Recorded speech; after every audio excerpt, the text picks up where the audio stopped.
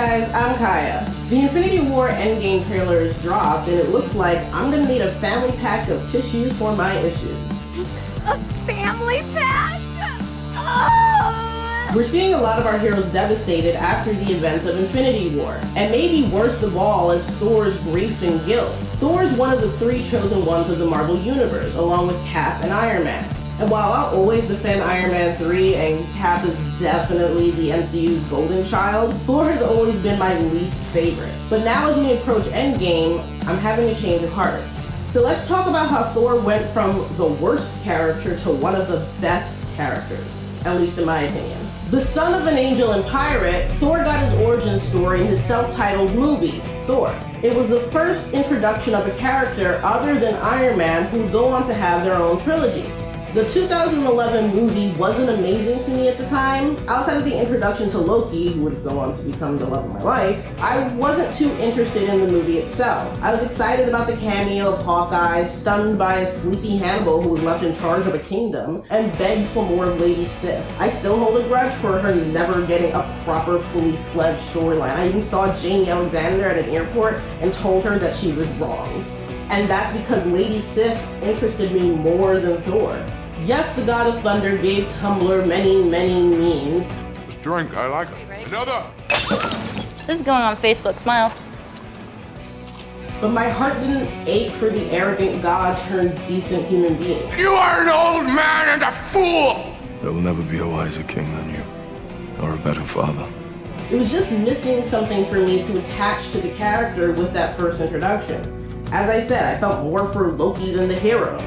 But then again, that's not saying much for me. We didn't see Odin again until he teamed up with Earth's mightiest in Marvel's The Avengers. In that movie, he was more for comic relief than an actual character. Listen well, brother. I'm listening.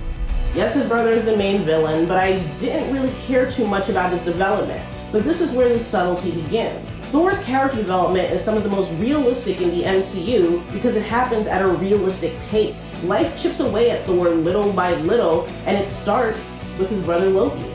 Loki and Thor's relationship had become almost predictable since the beginning of their on-screen rivalry in 2011. And usually that can be a fault of bad writing. But the acknowledgement and development and actual change between the brothers make movies like Ragnarok and Infinity War so much more impactful.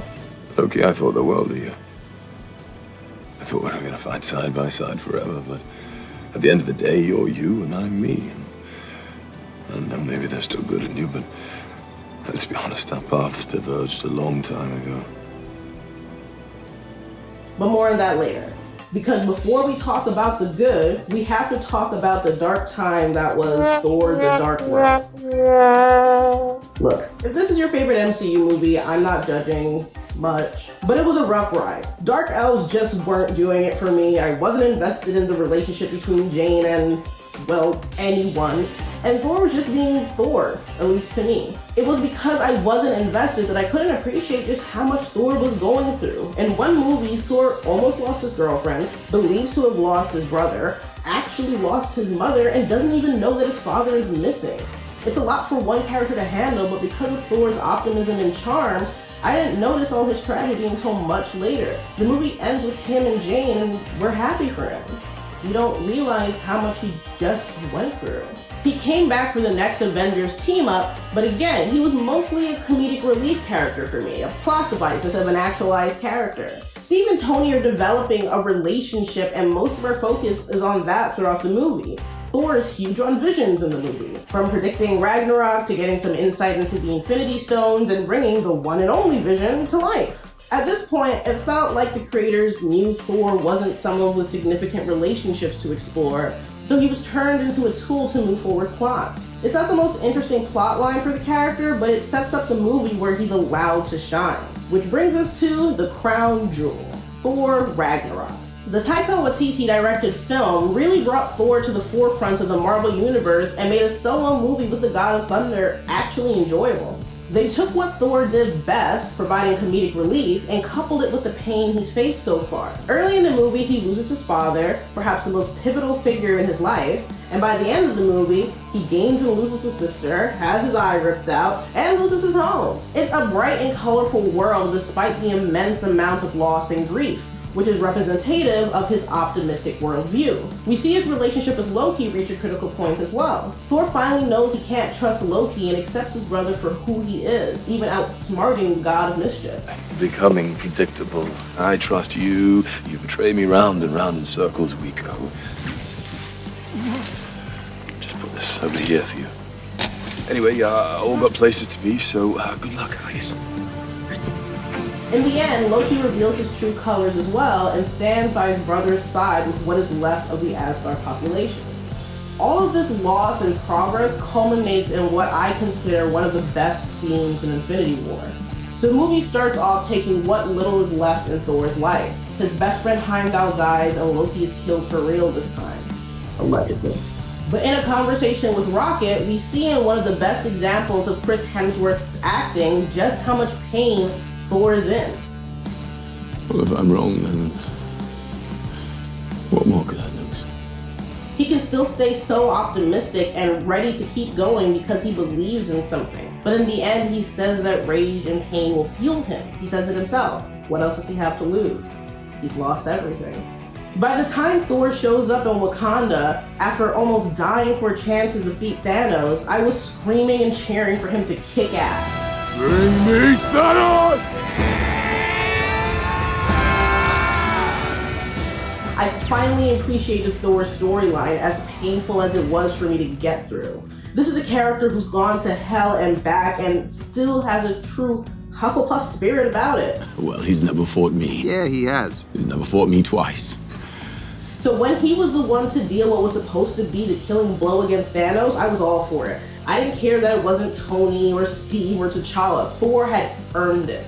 In Endgame, we have no idea where our heroes are going next. But given the information that the Russo brothers gave us, we know that Thor could have killed Thanos and saved the world. But he went for a non-lethal attack so he could have a moment to gloat. I told you. You'd die for that. You should have gone for the head. And in doing so, he gave Thanos time to snap his fingers and kill half of all life in the universe. The guilt of knowing he's partially responsible for what's happened really brings Thor to an interesting point. He's lost everything and failed in saving the universe. Everyone is talking about who might be the next Captain America or if Iron Man is gonna kick the bucket. But for me, I just want to know if Thor is gonna be okay. Because somehow this ditzy, cheerful jerk has managed to become one of my favorite characters in all of the MCU. There goes my baby. Ooh, girl, look at you. Hey guys, thanks for watching. So I was gonna try and experiment with doing this cool vlog meets video essay and stuff, but ultimately it turned out to be a lot to take on. I think I'm gonna try and take a slow and steady pace to this channel for now. So I had this video essay that I wrote up as soon as the trailer dropped for Endgame. I'm just now getting it out, but thanks for sticking with me. It's insane that all I did was drop an intro video saying, hey, I have a channel, and I have 200 subscribers. You guys are so fucking cool. But yeah, this is my first, real video that you guys can keep expecting from me. Let me know what you thought in the comments. Let me know what you want to see next. And as always, please subscribe to Quinn. Hey guys, so I'm really getting into this idea of an unfiltered end credits thing. If you guys stick to the end and then just listen to me just say something super quick, I don't know. But I always finish the video and then I'm just like, fuck, I wish I added something else into it. But I just wanted to say thank you guys for watching. I've literally been sitting on this for a month because holidays took away all my free time. But I might actually do a video about me soon in regards to why I left Now This and Now This Nerd and stuff. I see a lot of people asking, so honestly I haven't even written the next script yet, so if you suggest something, it might actually be the next video. So let's see how this all goes, guys. Thanks for sticking around for my second video. Hopefully the next one takes half as long. Okay, bye.